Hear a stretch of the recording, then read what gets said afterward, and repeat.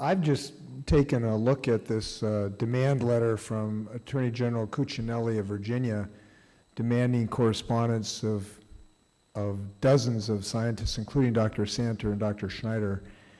And it is the most clearly abusive thing that I've seen for a long time, basically trying to treat scientists, Nobel Prize winners, like members of the Corleone family. And I'm just offended at the use of, I used to prosecute cases.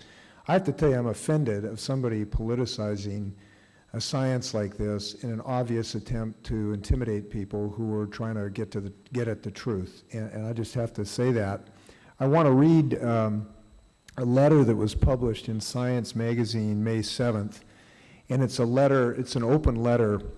It was signed by about 250 United States scientists. They are all members of the United States National Academy of Scientists. These are respected people.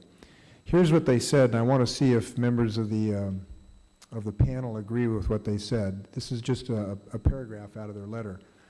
We also call for an end to McCarthy-like threats of criminal prosecution against our colleagues based on innuendo and guilt by association, the harassment of scientists by politicians seeking distractions to avoid taking action, and the outright lies being spread about them.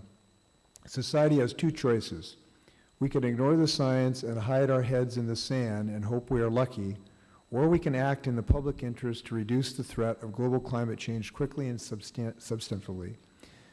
The good news is that smart and effective actions are possible, but delay must not be an option. Can I just ask the panelists if you agree with that statement?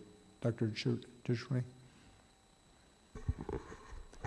I don't think I would have used the word McCarthy-like tactics. I think it just escalates. Otherwise, I agree with it.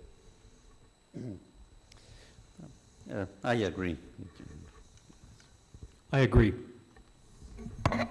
I signed it, I agree. Well, I agree with the first part. I'm against harassment, and there's been too much of it for too long of science,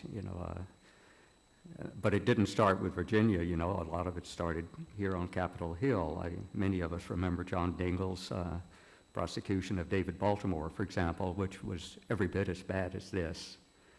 So I'm certainly very much opposed to that, and I hope it can be stopped. I think the statement is conflated with, taking immediate action on, CO2. I don't agree with that part. So if Mr. Cuccinelli was here today, Dr. Happer, would you tell him to knock it off? You think that's an unwise yes, definitely. Well, I appreciate that statement.